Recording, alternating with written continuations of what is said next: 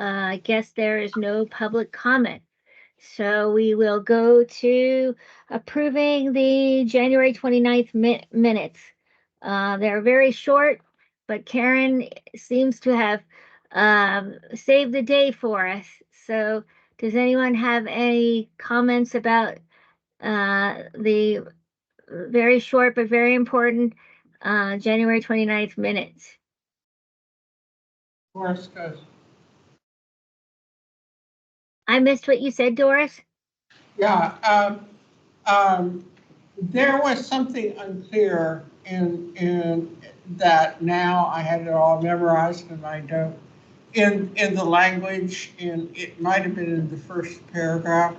So I'm wondering, I would like to move acceptance of the minutes with the small editorial I would like to propose there, you know, and add, you know, just change it. It's just like, it has to do with understanding the meaning of the words, and I can't remember what it was. Doris, the first paragraph. Doris, would you like me to read the first paragraph? Yeah, if you want to try, okay. Much better. Sure. So this is the paragraph that starts with Mr. Clinton Edwards, Transit Service Manager, Department of Environmental Services, invited commissioners to the Star Engagement Open House, January 31, 6:30 to 7:30. Attendees will provide feedback on features. For example, track a ride, purchase tickets online, and additional items Star users would like to see moving forward as the department moves to improve the operations of Star. Those. Is there more? Yes. Those who are not able to attend in person will have the opportunity to participate online. The online engagement form will mirror the in-person sessions discussed during the open house. Online participation will be open until February 14. Maybe it wasn't at that part. Okay. Do you want me to keep reading if it was related to STAR? I don't, now I'm confused about where it was. I'm sorry. That's okay. The next paragraph is about the advance notice.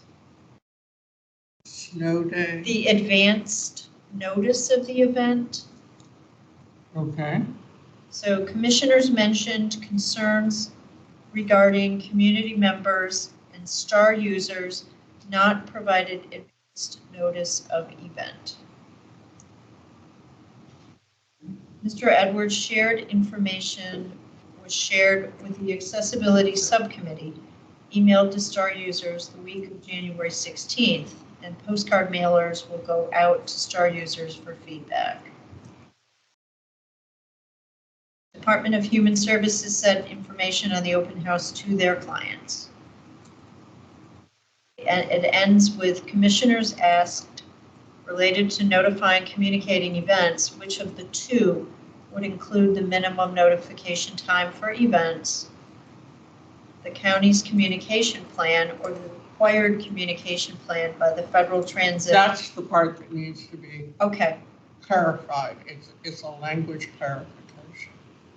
I think we were asking, the commission asked what were the minimum, what was the minimum advance notice for both of those requirements, and which was longer, because I asked it. I remember asking it. Yeah, yes, you wanted to know how long. That's correct. Yeah, I recall that also.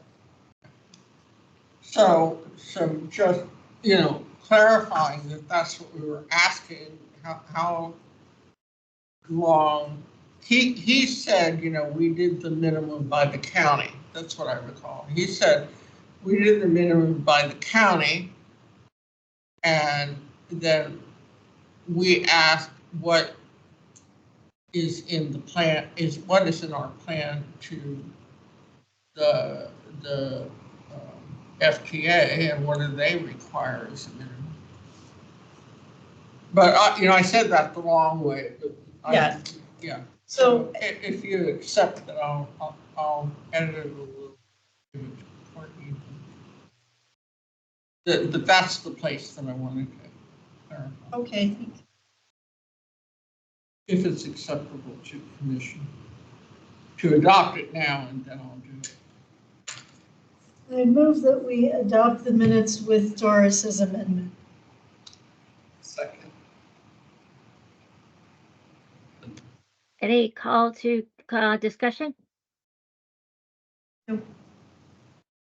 All right, motion granted.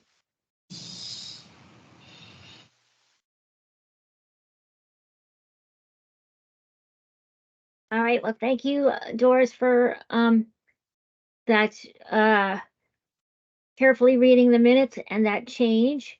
So now we are going to the Commissioner Karen A. Barcroft Land Use Group status analysis engagement working group. So are you still interested in presenting that?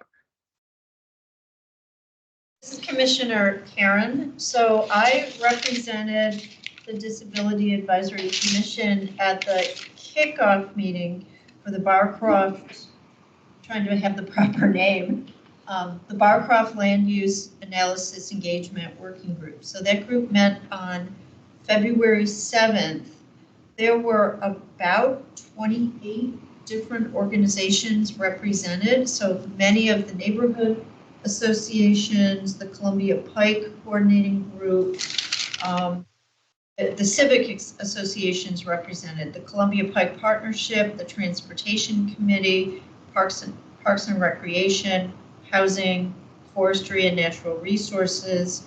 So it was a very, very large group.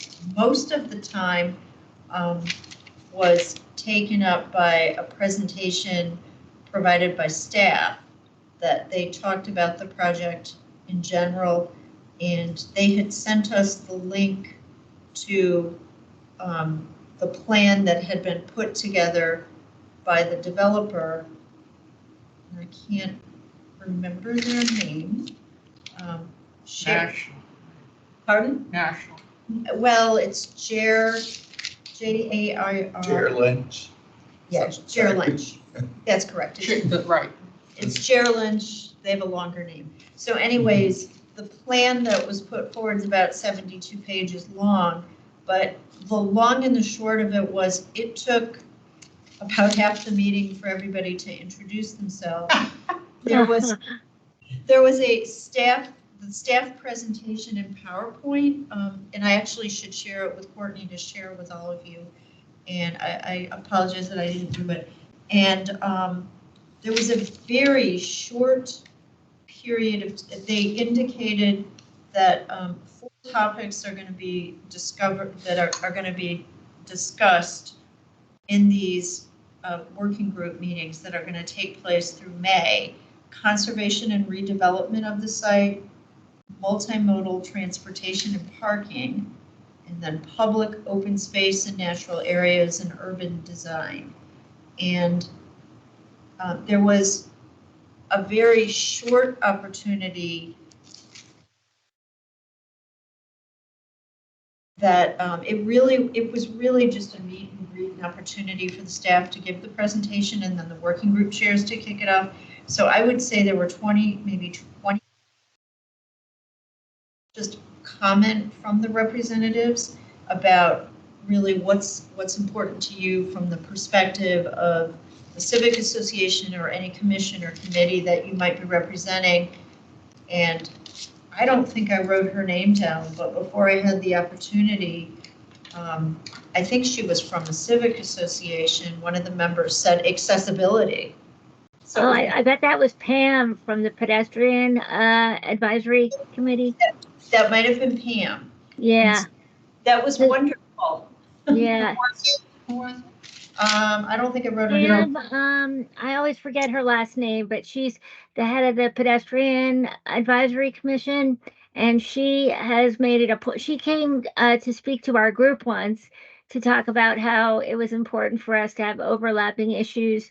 And she has taken it upon herself to always mention accessibility whenever she goes on a site plan review, which is great because our commission is small and we can't always be everywhere.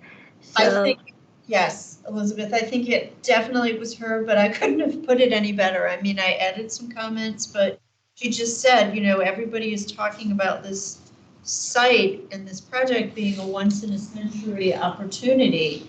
And so this is an opportunity for accessibility. So that was very, very good. So we meet, I believe. Well, one of the things that I will say about that is that that this, in part, is the work of Rosemary Ciani, because she was, if it's who I think it is, or one of the people that it could be, it's somebody from who is on or has been on the Planning Commission, and she had them trained after 12 years on the Planning Commission, and as the chair, she had them trained. I'm telling you, because I've gone to site plan review, and whether she's there or not, somebody will say something.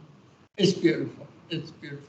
That is wonderful. So I guess my ask of all of you commissioners is, I haven't received the agenda for next week yet, but what would you like me to carry forward from this commission? Well, one of the things that they need to clarify is what will be the input of this committee. What is it going towards? And I don't know whether the staff briefing will give you that, but they've already started some redevelopment on the property, and they're in phase one, which is a building that is grandfathered in under the Fair Housing Act, and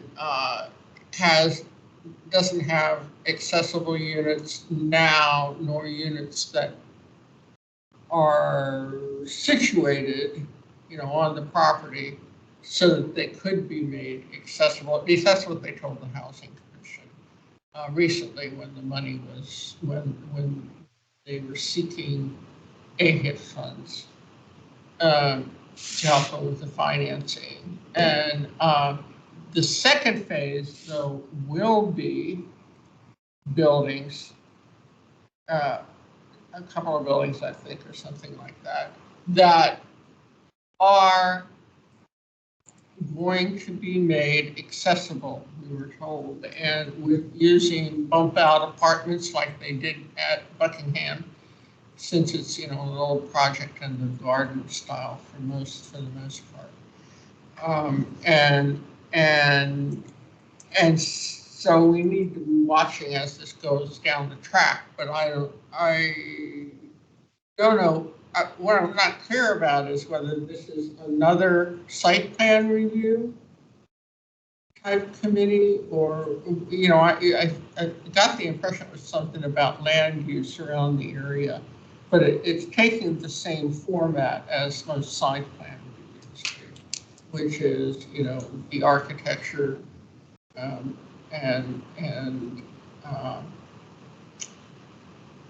the uses, the architecture, and then the community benefits. And so basically they're doing that. And there's a new building being built down on the property, but that's coming along. Maybe they're going to do this in pieces, so that's coming along a little bit later. I think site plans 3 or 4, and the new building. Is this anything like you heard? I think I'm on the right track. I think that you are, and so, the official name of the group is just the Land Use Analysis Working Group, but really what was discussed at the meeting on the 7th was the need for engagement. I just looked through my emails, and on Friday, because I was away for the weekend, on Friday, one of the county staff sent thank you for participating.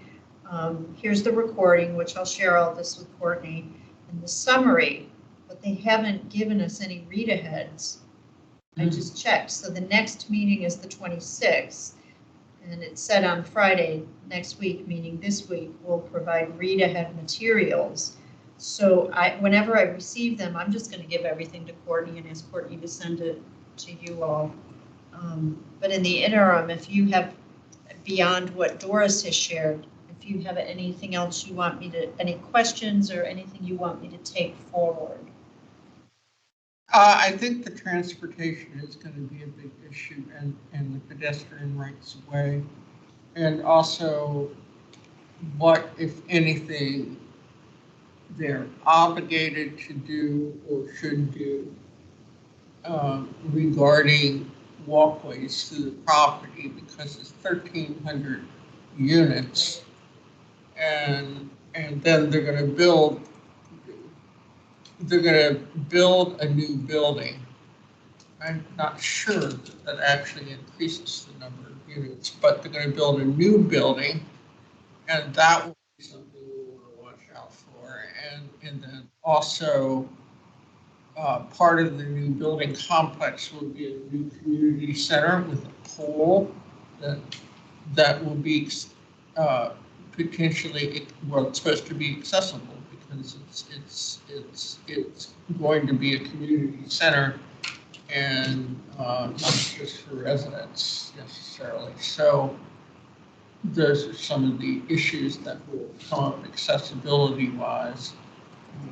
And because it's land use, I don't know whether they're talking about adding, around the complex commercial properties and stuff like that. It's very interesting that they've been through the redevelopment, and they've had meetings on that, and they've been through a couple of site plans, and now they're coming to this kind of zoning stuff. I guess it's zoning.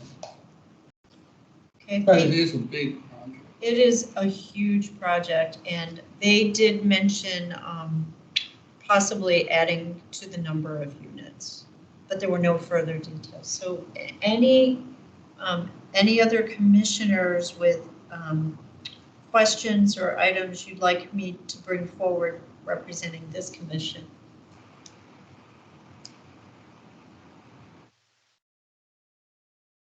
I'm not sure. I'd have to think some more. And I'll tomorrow I will send Courtney what I received, and also if you'd like to read the 72-page plan. I have not made my way through the whole thing. If it's okay, Elizabeth and everyone, I will do this at our meetings, just brief what occurred and then ask what you all have for me to take forward at the next meeting. I think you're on mute. That would be fine. In fact, it could become one of our standing liaison reports, if it's okay with Courtney to list that as one of our standing liaison reports. That would be great. We really appreciate you going to this, and to all of you that go to, we get site plan review requests.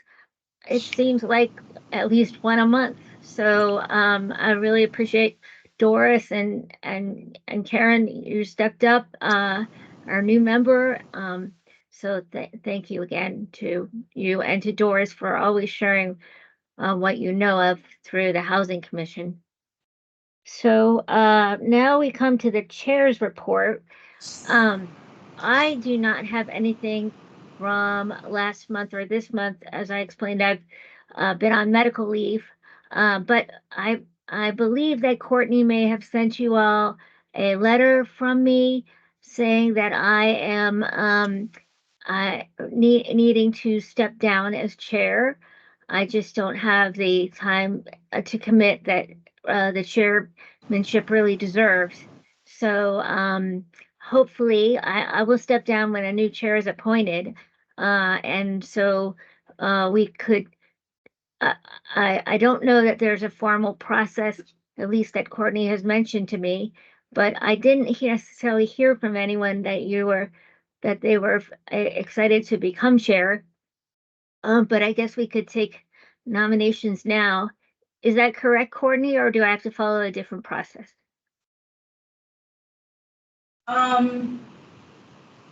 You could do it that way. They can accept nominations that way, or if you wanted to, I think at one point Graham was asking for recommendations. So if you have recommendations, you can send that to Graham. So I think it's kind of dependent. You may want to ask Graham. But if you guys want to do nominations, that's perfectly fine. But Graham had also asked for recommendations as well. Okay. I'm at a distinct disadvantage because for some reason I've been having the DAC materials go to my work email, which was a mistake, and I've been locked out of my work email for the past 7 weeks because of some HR requirement when you're on long-term leave. So it's really been like losing an arm. But if there were conversations with Graham, I'm sorry, I didn't get them. That's how I didn't bring that up.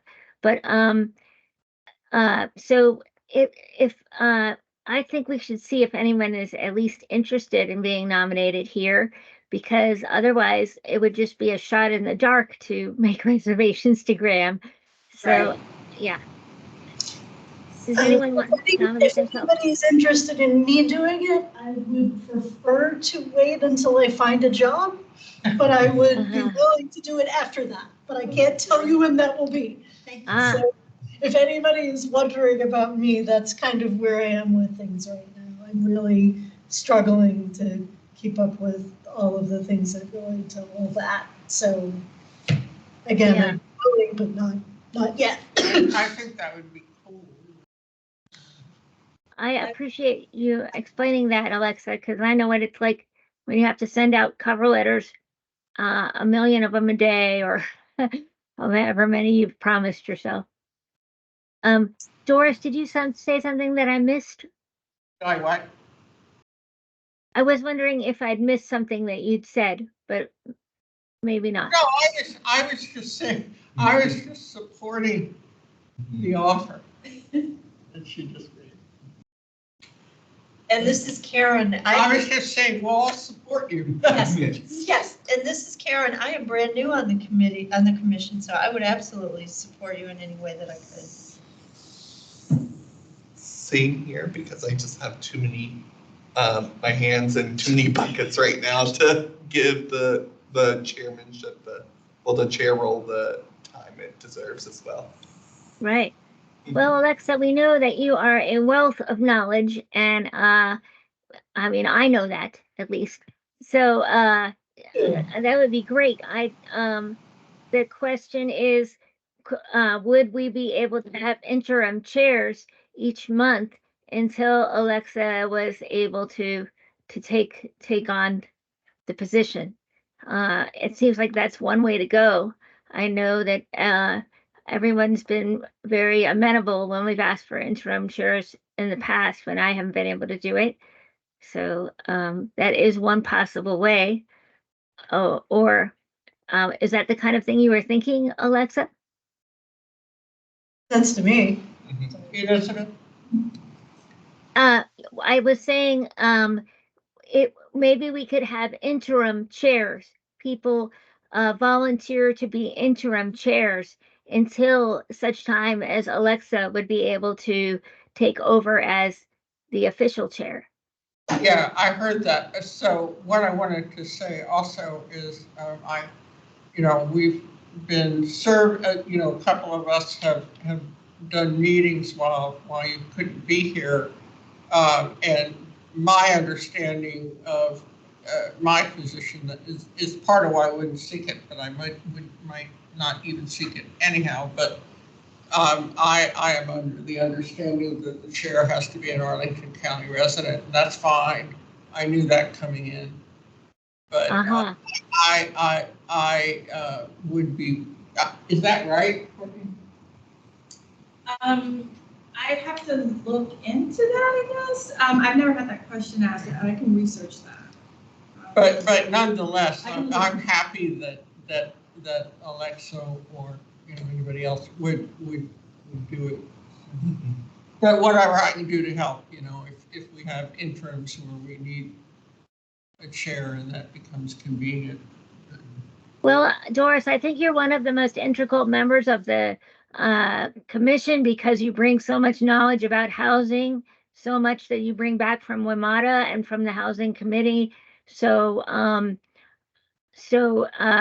it makes sense to me that we could have another person as chair, or I mean, so that you didn't have to do almost 75% of the yeoman's work.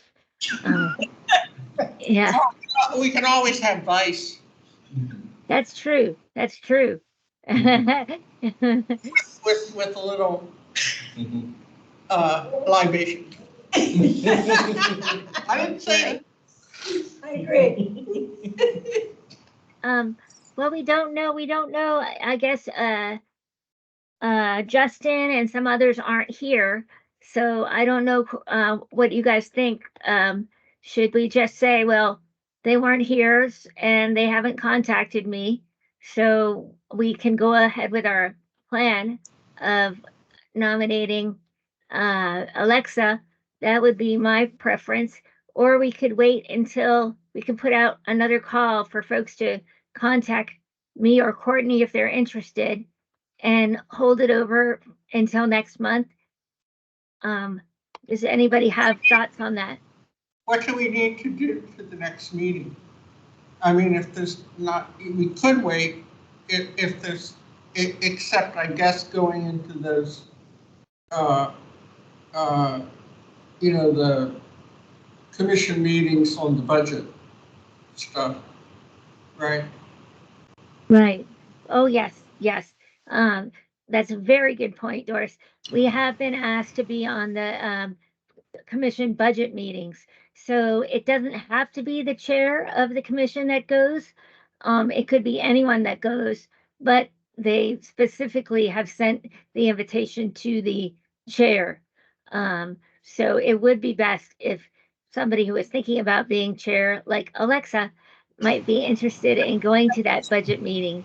And when is this meeting? I would have to search back through my emails.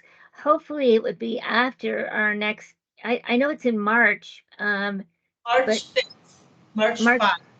March 5.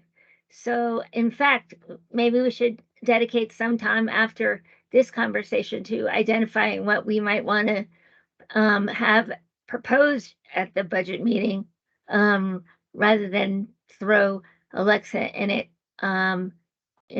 like a fuel to the fire.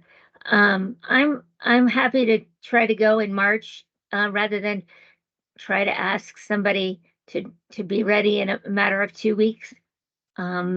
Yeah, I don't know that I could be ready in a matter of 2 weeks. Yeah. We try to support you in any way you need it, but I don't think that I could take that on right now. I'm sorry. Okay. I think only one person, the chair or whoever is the designee of Yeah, I the think chair that's one. can speak, but I remember that I went with, it was after I was an appointee, but I remember that I went in with a chair, but I don't remember which one it was. Well, You may allow to somebody, like if somebody is if you're going in and somebody is trying to catch up and see what happens at these meetings, I think that might be allowed. We'd have to. well, if it has to be in person, then I probably can't because I'm really not supposed to travel and with at this point. But I thought I read that it was virtual or in person. But Yes, you have to indicate who will represent your group and if their attendance will be virtual or in person. So the representation can be, Elizabeth, virtual, but I would ask about Doris's question if an additional commission member, if an additional commissioner could also attend in person to observe. That's, I guess that Courtney is a question for you. If Elizabeth gave the 5-minute or less presentation virtually, if another commissioner would be permitted to attend the meeting in person just to observe, or virtually to observe and kind of come up to speed. Or we could ask Doris to do the whole thing and provide her input on a 5-minute presentation. I'm only suggesting that, Doris, because probably one of our budget requests would be related to housing, and you are very articulate on that topic. But then again, I'm not going to volunteer someone. And I do have the materials that we developed about housing, as well as the comment that we've requested in the past, which is for an ADA coordinator, an ADA 504 coordinator who could look to be a designated person to contact in the event of non-compliance with the ADA, making the point that right now people contact us and we're not really equipped to be taking on that role. So those were the 2 points I would think of making: housing and an ADA coordinator. I don't know if other, well, we're kind of jumping ahead. What do people think about, we have a quorum. I would raise a motion to consider Alexa as a nominee for chair, with voluntary chair people until she's able to take on the commitment full time. Does that make sense? Did I make any sense? Is that to your liking, Alexa? What I didn't quite gather is what are you asking me to do about this budget thing coming up? Oh, this is not connected at all to the budget thing. I just realized that we were in the middle of your nomination, then we jumped ahead to the budget, and I wanted to circle around. Because one of the things that I want to know before I take on that budget thing is, even if I'm observing, is that me observing for 3 hours, or is that me observing for 10 minutes, or, what am I being asked to do right now? So I just want to make sure that that's clear to me, because that isn't something that I had, written, okay, you're going to do this on March 1st, you're going to X, Y, Z, A, B, C. So I just want to be absolutely clear what I'm being asked to do and exactly when. Because what I was saying is, again, once I get settled, I'm willing to take things over. I don't know I hope everything will be settled by March 4th. I would not expect it to. That makes sense. And I was about clear as mud, so I'm glad that you had me clarify. I'm considering this in 2 parts. Let's circle back to a nominee. And I don't know if people who are better at parliamentary procedure than I am,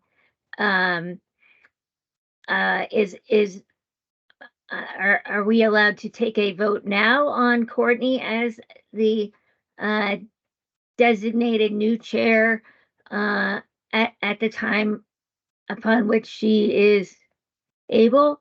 Or should we just put it in the minutes that we had this discussion with Courtney making that offer, and then raise it again next month? Does something need to go to the county person? I think the name was Graham or something. Graham. Do we have to send it to Graham to make the nomination, Courtney? Right, so if for the record, let's strike Courtney for Alexa as a nominee. Oh, I feel honored. I don't know if you're in good hands, but yeah, so if the commission votes on the recommendation, Okay. then the recommendation would be forwarded to Graham. So that's what you'd be doing, to move to nominate Alexa and then for the recommendation, because then the board would need to appoint her when that time is ready, so. I think the board may come back with saying, we're gonna have, sorry, let me pull this closer. I think the board's gonna come back saying, we're going to implement a interim chair rotation until they have a confirmed chair who can take over. One, present stability from the county board, because they do have to make this motion in front of, in public. So I think we may want to definitely indicate in the record that, we currently support Alexa to take on that reign. But I think finding an interim chair, or seeing if the board would accept an interim rotation is probably, it sounds like we're gonna have to send our questions to Graham to confer with the board and, county attorney's office if we need to, and, see what they recommend. Well, I do know for another commission that I have, Yeah. the chair wasn't ready to assume the post until August. Courtney, So I they can't had- hear your I'm official sorry. path. I'm sorry. I can. Sometimes I kind of something. So I do know with another commission that I staff, a similar situation occurred where the person who was voted and recommended wasn't ready to assume the chair position until August. So they had an interim, but it was only one person who served that. Yeah. And then that person assumed that role. It wasn't a revolving kind of person. So it was one person serving as interim. And then they were already appointed and they already knew that August 1st date, that person was assuming them. But I can definitely ask Graham about the interim and get back to the commissioners with you on that. Courtney, there must be a process, and I've never seen it because I've never sought it because I was under the understanding that you had to be county resident. You could serve on the commission if you lived and worked in, but you had to be. So I just never sought the information. But what I do know is that over the years, even before I was even appointed to the commission, I was observing for ECMB, and frequently the person who became the chair, I don't know where they came from. They were just announced to the commission, and sometimes they have come from the commission, but most times, whether they came from serving on some other commission or whether they just saw the opening. Is there an advertisement, or how do they do it? Is basically what I'm trying to point to. Maybe we should be also asking how they do it. Okay, and I can follow up with Graham on that. But based on my experience, it's been where the commissioners have recommended or nominated and voted on the recommendation on who they wanted, and then that goes to the board staff liaison, and then that If goes you're to. using it, Mike, it's not working. Sorry. Can you hear me now? Okay, thank you. Sorry, it turned off. So my experience has been that the commissioners have nominated and voted. Is it working, the mic, or? Yes, it's working. Mhm. But that has never happened to my knowledge. Right, so I have two commissions, so I'm going by another. How did you get in? Courtney, did you just ask me how I got it? There She was a did. vote. I've been the chair for about a year and a half, and there was a vote, and you guys voted, and I guess you sent it up to Graham, You were already on, right? You were I was already on the commission, but I might be able to make this easier by saying that as I said in the letter, I would stay on until a commissioner was appointed. And so maybe I can just agree to stay on for at least another 2 months and see what happens as far as Alexa's schedule. That just might, I mean, it's not like I'm so swamped that I can't do it for another 2 months. If that would help the situation, unless anybody in the room was like dying to be the interim chair. I'm not getting that impression. I don't think anybody else. I would suggest doing that and also finding out if there are eligibility criteria, because chairs are on a different track somehow, Right, they have to be appointed. like at any place else. So maybe what I'll do is I'll let Graham know that I'll be on for at least another 2 months, and then we might have to appoint another interim chair. But that Alexa has indicated we nominate Alexa to be nominated to Graham. It seems like that's the process. Elizabeth and everyone else, if Elizabeth, you needed to step down in 2 months, and Alexa, you were still in transition, I mean, I could step in as interim. At that Right. point, I am traveling almost the entire month of April, and I'm gonna miss the April meeting. I know I can attend in March, but Okay. if an interim was required beginning in May, I could do it. And then we'd have to talk about how long. Yeah. Okay. So I don't know that this requires a motion, but just so that Courtney gets it in the minutes, as I see us going forward, I'm happy to do it for March and April. Continue to be the chair for March and April, then have Karen be the interim chair after, for the months after April until Alexa is prepared to take on as chair. So, Yeah, go ahead. to get us back on parliamentary track. Yeah. Given how you crafted your resignation letter, you maintain interim status until we appoint a new interim chair. So no action is required from us until then. Yeah. Okay, great. That's so good to know. All right. And if somebody calls me back tomorrow, I will let you guys know. Yay. Sit at this point. All right, that's great. So now that thank you, Karen mentioned the budget. I'd like to spend at least just the next 10 minutes discussing areas where we might want to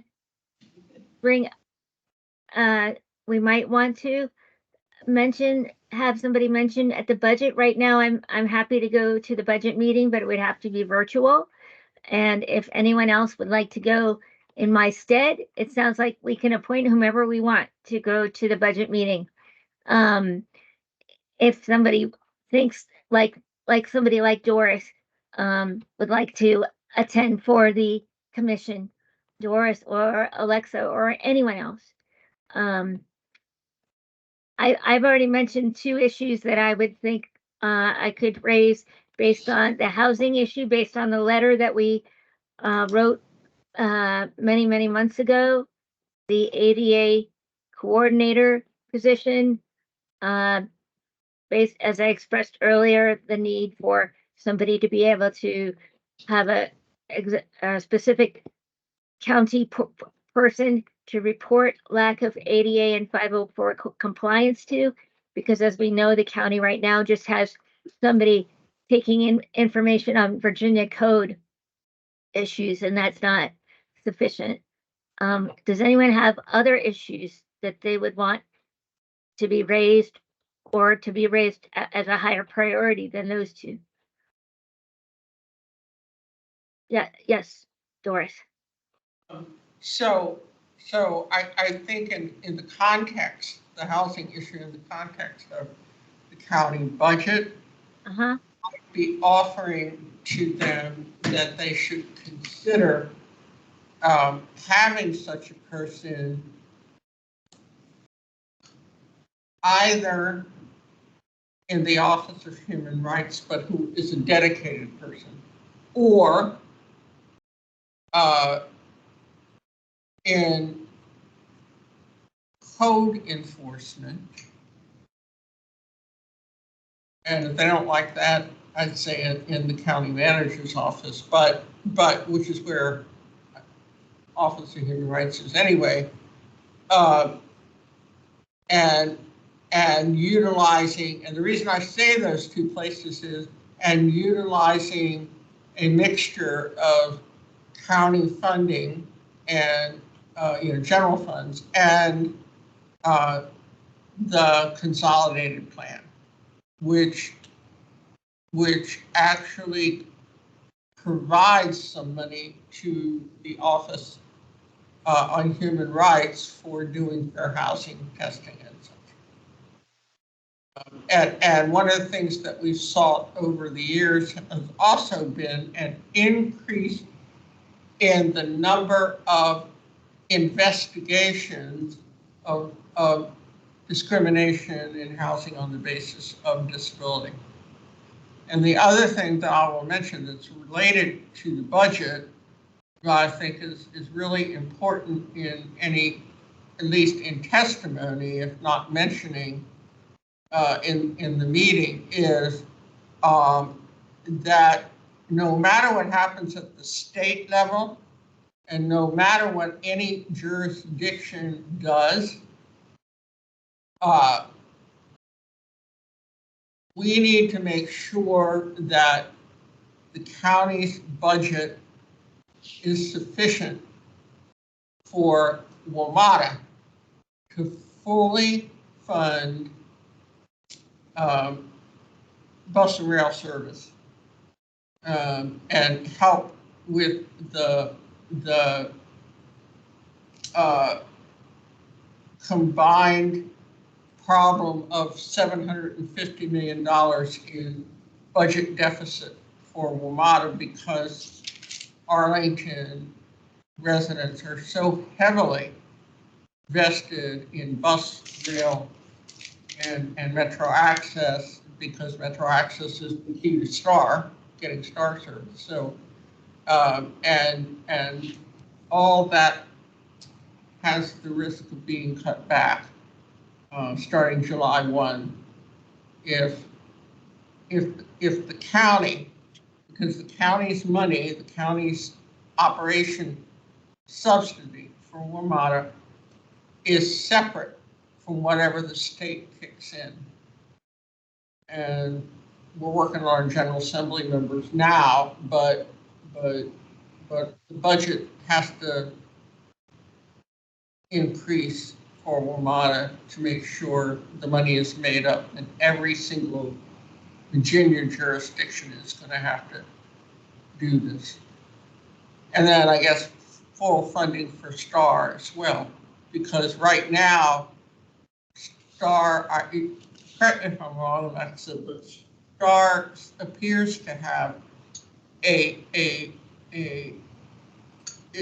budget is strapped at where it is now, right? You're not putting any extra money in it? That's what it seems like to me, although, again, the impression that I'm getting is that a bunch of people from the community are trying to ask, what is this actually looking like? When is the RFP going out? What's going on? And, we keep getting, we'll tell you later.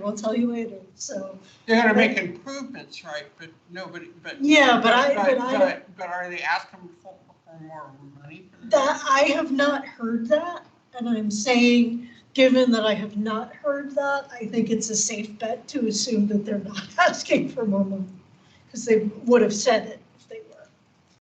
And then human services and the rest of it, others, we always need money for human services. I don't know exactly. Everybody needs money, fund everything. Yes. Yeah, I would say one budget request is, especially as we go into like Arlington 2050 visioning, if the county could source a consultant in county visioning and how accessibility is like incorporated into that. So we're obviously, the commission will be here to provide that advice, but having that secondary consultant to help them look through the county visioning process and provide staff that guidance of gaps in the visioning, so Arlington 2050 can be more accessible for our residents. I think that is a reasonable ask for a 30-year vision. Wow. I think these are all excellent. Yeah, sorry. Yeah. And as far as I can tell, they didn't make us prioritize. I don't know, Karen, do you have that in front of you, whether it says that we are limited to a certain number of suggestions or just as many recommendations as we can make in our 3-minute speech? This is Karen. Let me pull up the email. It's 5 minutes. 5 minutes. So I'm trying to pull up the email again. Well, we could cover a heck of a lot in 5 minutes. We did. All right, it says. Is there anything in the capital? I know that Bill Staterman was always looking at this. Is there anything in the capital improvement program, the bricks and mortar for county buildings and facilities and things that we should bring up? Well, was it Duncan that was mentioning he was pursuing CIP money for the adult changing tables? Justin. Justin. Yes. Yes. So I know that CIP was raised in that connection, but do you have other thoughts on that, Doris? Now, I know that we haven't been meeting very much recently, I guess, because they're in the middle of it, but well, this is school board. They're renovating the career center and all of the surrounding, like Montessori school and all of that. Right. And in Pearl City, they're going to be developing the new school. Although I don't know how many years down the road that is, and again, it is a school budget thing, and the county board doesn't really have too much control until they get to negotiating. I mean, that's the way it is all over Virginia, that the county boards develop their own. I mean, the board of education develops its own budgets. So I'm just thinking out loud. I would guess pedestrian rights of way and stuff might be something. Okay, well, I can contact Pam and try to find out what they're saying related to that and see if there's something that would be important for us to echo. So Karen, what did you find out about the 5 minutes? Are we limited to any amount of recommendations? No, let me read it. Each representative will have up to 5 minutes to give input to the county board following the department presentations. Your remarks should address the following. Based on your group's review of the county manager's proposed budget, what considerations, issues, and implications would you raise to the board's awareness and attention? That's the first. And then the second item, did the group, meaning our commission, identify additional opportunities for collaboration, consolidation, or retooling that could lead to expense reductions or program efficiencies? Wow, that's a very smart thing for them to ask. It's smart. I don't know what to say. Not exactly where we were going. No. So I guess that means I should be reading their proposed plan before the meeting. Right, Because, yeah. that's one reason why I was asking if I was being asked to accompany, because I would feel like I would need to read the budget and do all of that. And again, it was not something that I had planned, but could be something that I could do if that's something you need, Elizabeth. I don't think so. I'm not ramped up to full time back at work yet, so I can read the plan and try to fit in what we already have. So, but we're not meeting prior to then. So what I think I'll do is read the plan, highlight some sections where I think that our issues would fit in, highlight some sections where there are not our issues, and maybe contact Pam and see if we can have any issues that overlap with the pedestrian advisory committee. So I will do that. Also, Courtney, I know that there's a recording of this, so I can make sure that I catch almost verbatim the recommendations that were made. But ideally, if I send something out, I would love your wordsmithing on this, because to help me be as pithy as possible, and to help and see if you guys would agree on where our issues might fit into the existing plan, that kind of thing. So Expect something from you. So that to give myself time to read whatever Right. you smithed. Right. Well, I would be doing it over the weekend, so would get it to you this coming Monday. But hopefully that's not after the meeting. This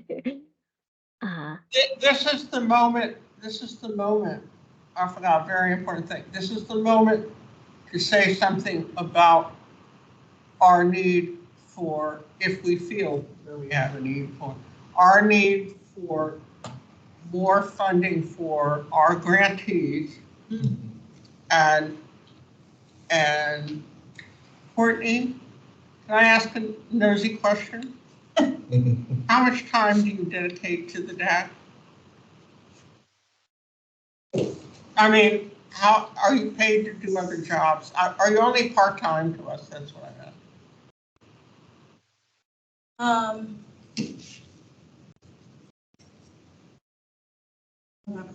I have 2 commissions, so. Yeah.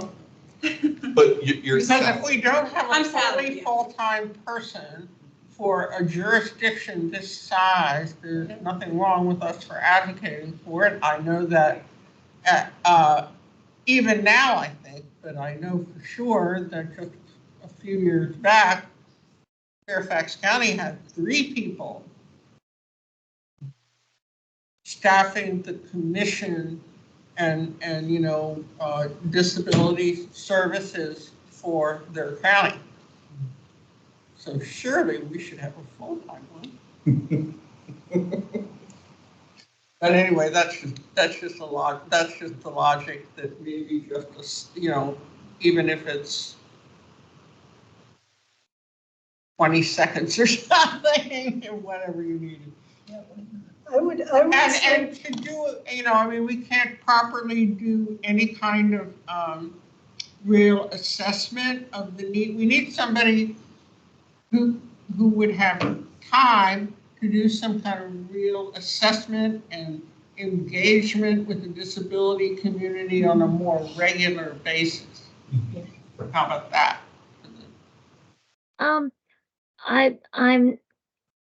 I'm happy to try to add that. I feel like asking for an ADA housing and HUD coordinator might be, and then asking for that person too, yes. Yeah, I mean, it could be that person too. What do other people think? I would put that towards the end myself. I would, Go ahead, Alexa. just saying, I would recommend, given how many different things we've already talked about, I would definitely recommend when you write something up, timing how long it takes you to say it, and considering, if you write it all down and there are 7 things and you only have time to talk about 3, then you may need to find some way to cut it down to 5. So, Right. Especially considering that, hopefully the most recent real estate assessment cut down that budget gap that we're facing. I think it was $25 million the last time. Yeah, that chart. Yeah, The graphic is ominous. Yeah, that the county manager provided us an update. There was a 2.5% increase in assessments. It is Arlington County, so that is going to be a couple $1 million, but not the full $25 million. So that's just something for us to keep in mind in terms of our budget ask. If the county could give us 3 things, what would it be? That type of mindset, I think, Right. would be helpful in crafting your message for the meeting. Okay, well, so what I plan to do then is go through the minutes of this meeting, pull out the recommendations that were made, try to also put them in the context of the report, and then send it on to you as far as helping to prioritize when I start my 5 minutes, and then maybe some wordsmithing. So that would be me getting it to you on the 26th, which would be just short of a week prior to that. And then that would give all of the commissioners a chance to rate Whitworth for, first of all, how it's stated and how it could be better stated, whether it fits within their existing plan, and what we think the most 3 or 4 urgent priorities are. You know what? See, just to give you a piece of background that you might want to put in your mind when you write this up, is that there was a time, about 20 years, something like that, 20, 25, whatever, when the state provided money to the commissions at the local level to do a triennial assessment and of their communities. And of course, it was sent up to the state, but we got extra funding for that. And that funding sunset in the mid-teens. And I think we'd have to look to see whether, like many of the jurisdictions, our commissioners and others had to take cuts because we weren't getting the state funding anymore. And only one of them I know came out standing up, and that was Fairfax County, because they did get some extra money in, but then it really isn't, in their case, it isn't even sufficient for the size of the county. But the point being that, I wouldn't be afraid to ask, even if, but to inform them, we're doing more for less, or trying to do more for less. What do you think about that? That makes a lot of sense. Might set us up, maybe not for this year, but 2 or 3 years down the road. Right. Plus the fact that we're taking people's complaints on issues that we are not necessarily equipped to be taking complaints on, because there's no other person appointed in the county to do so. It's all similar. We're being asked to do more, some of it outside of our knowledge base, potentially. Yep. Yeah. Right. And going towards that, I know we're asking for a full-time ADA coordinator. My curiosity is, how many county staff have an ADA certification? Which one? Yeah. What are we talking about? Well, How many staff? What? with sorry. How many staff have any sort of ADA certification? Yes. It's an ADA coordinator certificate, or if it's like Yeah. technical weight testing certificates or anything. I'd just be curious about any sort of certification. And my ask would be, it's like, well, if you can't offer us an FTE, could you at least provide funding for staff to get those certifications? Staff who have some decision-making, who make some decisions related to disability issues. Yes. Yeah. Because I think staff do get some funds in their like professional development budget, but like special dedicated funds, like, you know, staff, you don't have to take this out of your personal professional development funds. This is, you know, for the specific certification, you know, just trying to create a solution in a difficult budget season. Yeah, I think that's great. Again, So- I'll try to capture all of this. The ADA centers nationally, I forget which is the lead. I want to say. Great Lakes, I think. Is it Southwest or Pacific with Great Lakes? One of them has actually a certification program. That actually, I'm working on that certification, and But it takes like a year or two. not necessarily. It's 40 hours of courses, and most of them are free. They're the webinars. If you just collect, they're in different thematic areas, and you just collect the credits. And I think it's $300 to join the association or the group, and $300 to take the test. So for the county, it's time, right? It's actually a minimal investment for professional development. Yeah. It's the time that on an employee's like individual development plan, the manager would agree that they would be able to set aside time to do the training or the webinars, most of which are free, and then the membership and then the test. I think it's under $600. Yeah. And would meet the county's equity goals. So there's definitely a current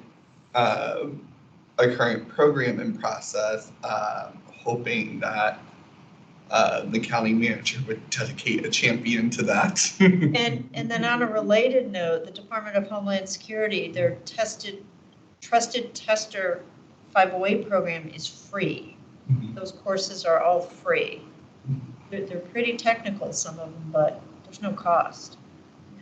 The key would be to have people taking the courses that actually had some decision-making and connection to disability decisions. Because I could see them saying, well, just anybody who's interested, take the course. And then you wouldn't necessarily get the right people. I think it's a great suggestion, Brian. So we have 1/2 hour left. You guys can continue to think of Eric Goodman or two other. you guys can continue to think of things while maybe we go to the count the reports, the committee reports. If does anybody have a report from a committee that they've been on? That might be the quickest way to go about it. Looks like Alexa does. Yeah, I don't really have anything else to say. I think I've kind of given you everything that I've heard. I did not go to that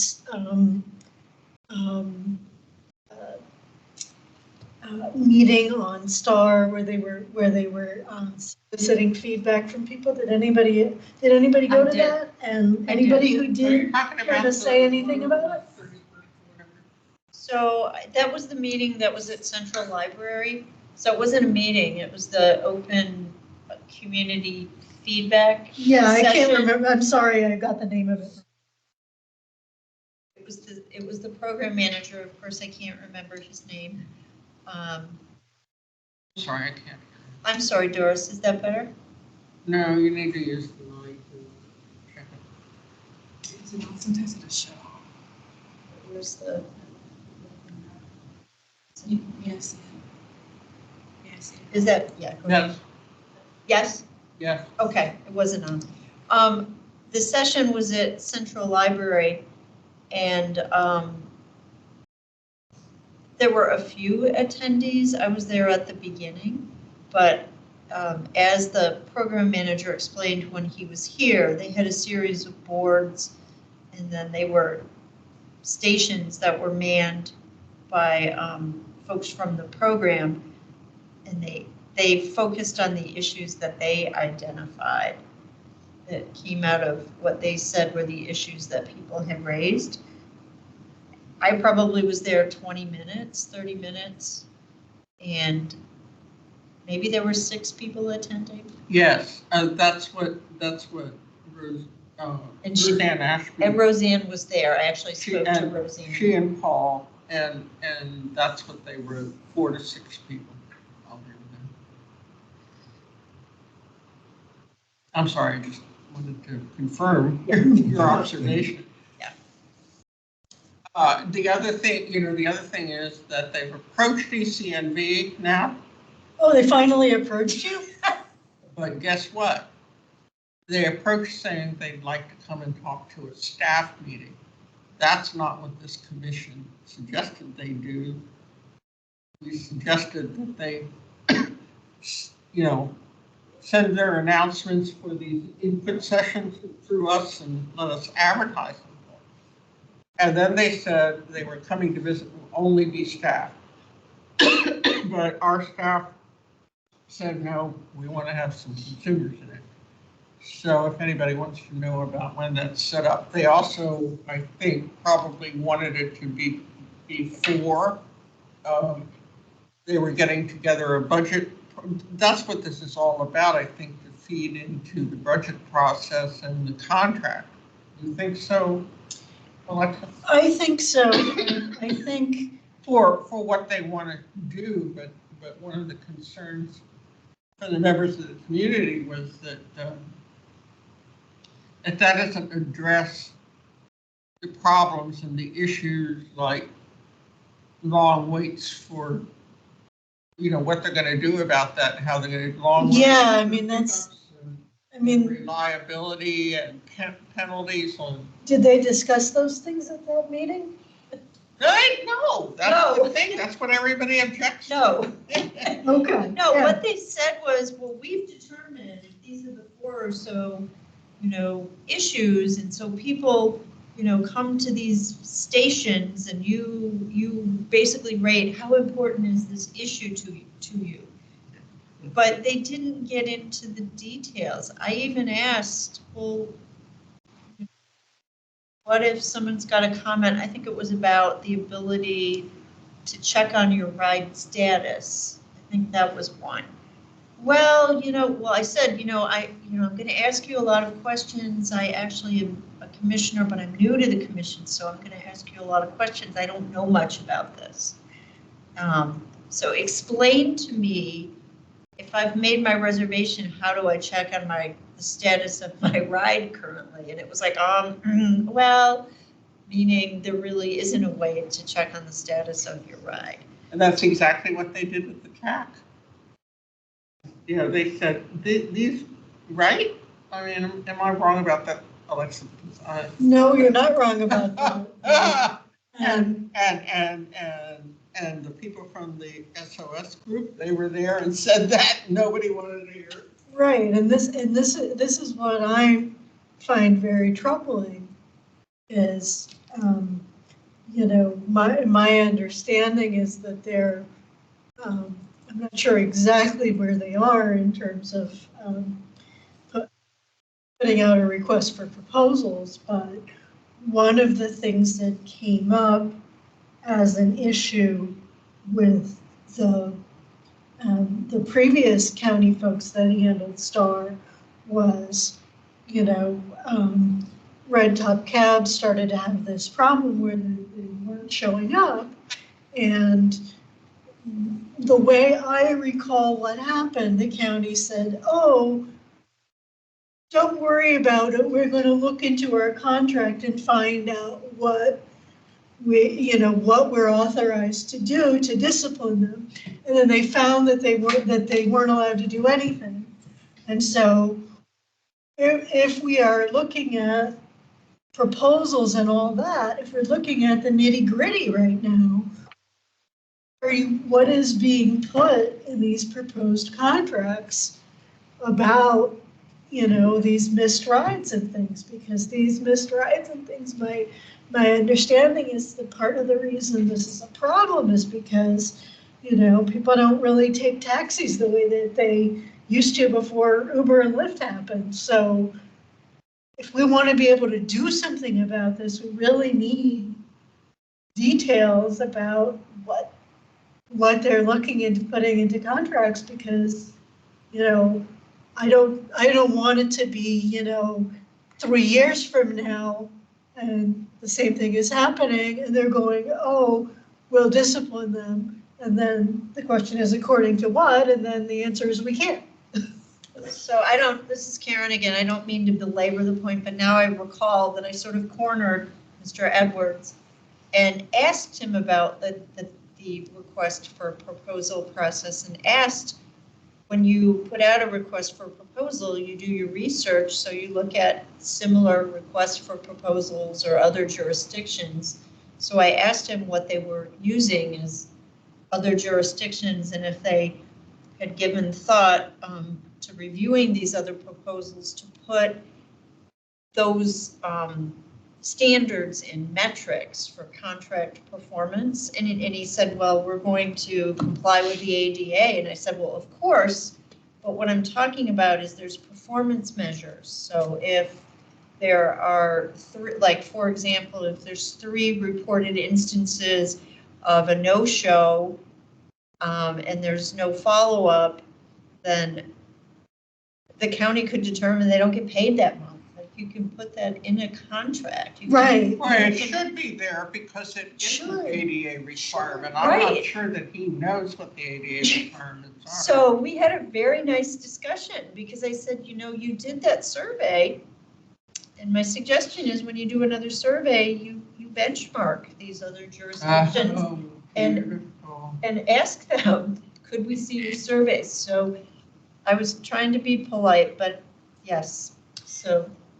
I will say one thing to that, and I don't, apologies if you've already heard this, I can't remember exactly when you came on, but this whole STAR thing started under an old group of staff at the county. What they were doing is they were looking into cuts that they could make. And then what they were doing is they were researching other jurisdictions, paratransit, so that they could say things like, oh, we have a longer wait window than any of the rest of these, we need to cut our wait window. So I wonder, and again, I'm not saying this to defend them at all, I'm just wondering if the idea of studying other jurisdictions got them flat-footed because they were thinking, oh, we did that and you guys didn't like it, so we threw it away. Because the impression that I get from them is that they're trying to present this as a clean slate. They're trying to present this as, we know you guys knew that we were proposing cuts, you got angry with us, we're doing something different. But what they won't do is say what the something different is. And that's why, I get the impression that that's why people are really, trying to push them to say more specific things about what they're looking into, because what we are afraid is going to happen is that they're going to tell us nothing, propose cuts. Alexa, did they promise that they would issue minutes or any product as a result of the public meeting? So this is Karen. It was tricky because it wasn't a meeting, right? It was an engagement. I forget what they called it, but it was an engagement session. It was actually, and I didn't even go to it, but I was going to, except that I was not able to for work. But it was the same exact format from what everybody told me as WMATA uses for their open houses when they're going to change or get rid of service or change service. And it's the same format, the exact same format that WMATA used for the Better Bus Project when they went around and did all these outreach sessions. Same format. We as a commission, Really, it wasn't appropriate for a jurisdiction, you know, the issues for a jurisdiction the size of Arlington, where they could get the community here close, and one that is not as complex as WMATA serving 3 states, you know, jurisdictions in 3 states. It was crazy. And then to hold it, I mean, this was awful. To hold it on January 31 when they could have been holding it in September, October, when there was at least decent weather. And then the timing of the thing, which is the same timing about. I've told them over and over that I have heard consistently for literal years that people want more of a heads up. You know, we're having this thing next month. We're having this thing 2 months from now. We're having this thing, you know, and more signs and more, and that's one of the reasons why, you know, I think the question asked at this meeting about, you know, how close to the wire is the county allowed to send this stuff out? Because that's been ticking people off for as long as I've been around, and I don't, you know, I don't understand why you couldn't, you know, oh, it's February 20th. I'm planning something and I want to make sure people have time, so I'm going to make sure that I have it first week of April at the latest, at the earliest, you know, something like that, where they don't even answer that. And, you know, Mr. Edwards' response is always that he's doing what he's supposed to do, and not, you know, who decided what you're supposed to do, but what, you know, he's overworked. What could we do to get the information out for him? Or, you know, it's just, oh, well, I'm doing exactly what I'm supposed to do. Well, Courtney, is there any way you could check and see whether there's a recording of the meeting or something where we might be able to, if the report does come down in the end and is woefully inadequate, we could at least point to comments that were made that weren't followed up on? I mean, I'd be surprised if there wasn't some kind of recording.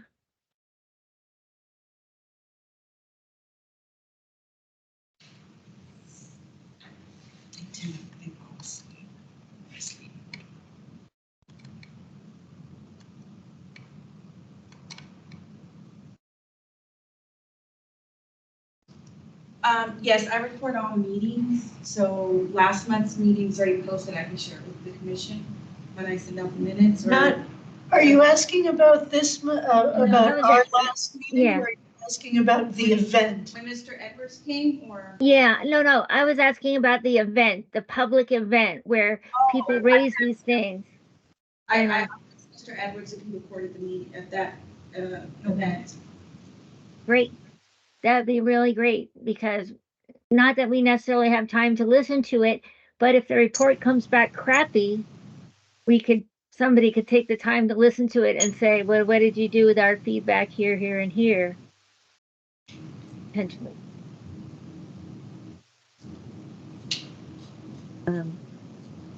Are you aware of any follow-up, Alexa, that other groups are doing that we may not want to piggyback onto? None that I've seen. Admittedly, I've been kind of absorbed with the job search, but I will go back and look, at some of the community groups and stuff and make sure that I'm up to date on all of it. I think I am, but I don't want to swear to that at this second. Okay. I'll Well, thank look. you for the report. Does any other folks have commission reports they want to mention? Are you talking about this TAC issue and STAR now, still? Doris, I think she might be asking if you have any liaison reports. What? Doris, I think she may be asking if you have any liaison reports. I'm sorry, mics aren't working. They go in sleep mode and it's been. Doris, I think she may have been asking if you have any of your liaison reports. Oh, any reports? Yes. WMATA will be holding hearings on their FY25 budget, and they will be next week. And they're having 4 meetings. I'll have to get you the schedule, but they're all next week. And so that's all we got. We asked for more. We asked for 2 in each jurisdiction, but they didn't give it to us. But and this is so this is for comment on next year's budget, and it includes a docket. And I'll send this to you in the announcement that we got. So they only gave 15 days, and I do mean calendar days, to announce this. The transit authorities do this, well, at least WMATA does it all the time. So STAR isn't alone. But, so these are public hearings, and one of them is going to be here in this building in the county boardroom. And I believe it's either Tuesday or Wednesday night next week. And you can sign up to testify. And then there's one of the hearings, which will be the last one, which I believe is Thursday, will be at noon of all times, and it will be virtual. But we really need to be there, and I don't know whether we can advertise this out from the commission, through, for example, tonight I mentioned at the WMATA Metro Access Subcommittee that they go through vehicles like the newsletter Inside Arlington, and I haven't seen it in there. If anybody has seen it, let me know, but I don't want to be saying the wrong thing. But I haven't seen it in there, and I haven't seen it in other counties in Virginia and cities in Virginia. And so I gave them a number of resources. But nonetheless, this is the docket is what bus lines they're going to cut, what service they're going to reduce, the hours of service, which metro stations, of 10 metro stations are going to be closed. This is if they don't have enough money from Virginia General Assembly. Maryland and DC have already said they're coughing up the money. So we're the ones who are going to be in big trouble.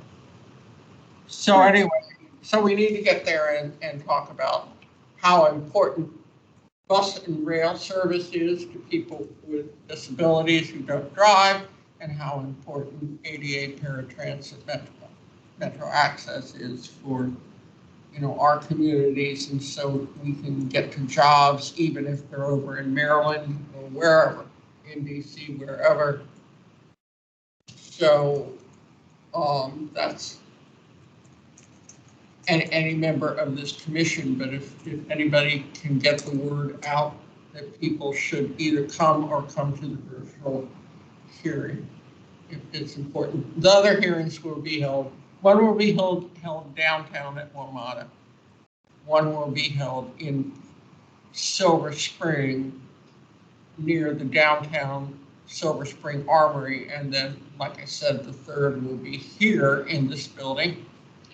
And usually the members of the county boards and city councils who serve in that capacity for WMATA will be attending the hearings, and our rep, I believe, actually is still Brian Helfer. But Matt DeFerranti may be there because he's now the chair of the Northern Virginia Transportation Commission. Great. And are you planning on being there, Doris? Would you possibly be able to make a statement on, on as a representative of the DAC? Yeah, at least her, yeah.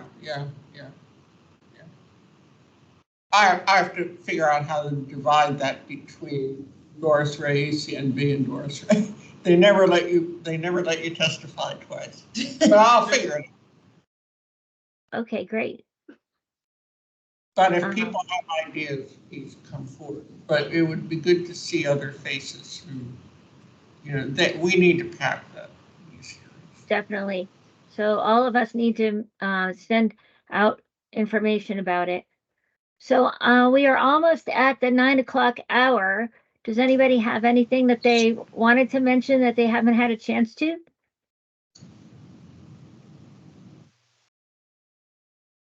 Okay, well, we will see you all next month, and please go to the WMATA meeting.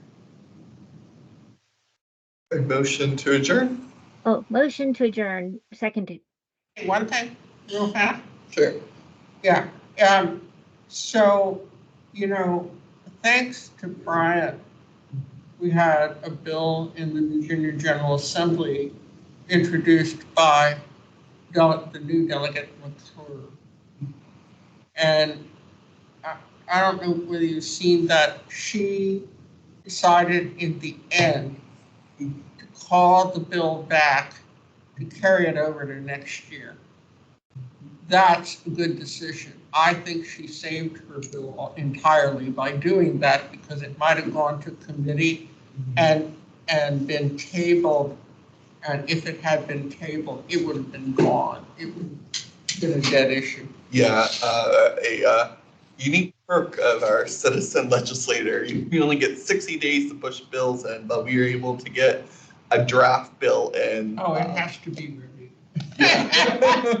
But I think the slot count, we were able to fill in her one of the slots for the 2025 session. And last update I got was probably the same update, but they're formulating a working group to really make sure that we're. Yeah, she hadn't quite said it that way to me, but she wrote me and said, we're carrying it over and we would like you to work with us on input for a rendition next year. And she said it sounded like she wanted to bring the builders in, and that it would be better targeted at amending the building code to increase the percentage of type A units. Well, congratulations, Brian. That's excellent. So Yes. Yeah. Nobody said how much, but we've been advocating for 10%. But we'll have all year to do that, and the Disability Commission is already discussing it with the Housing Commission. So we might come out this fall with something that's a real go. That's great. So that's Excellent. And watch for an email from me on the 25th or that Monday, the 25th or 26th. I now don't have my calendar in front of me, where I'll be going over what I was hoping to say at the budget meeting, and you guys can provide your input.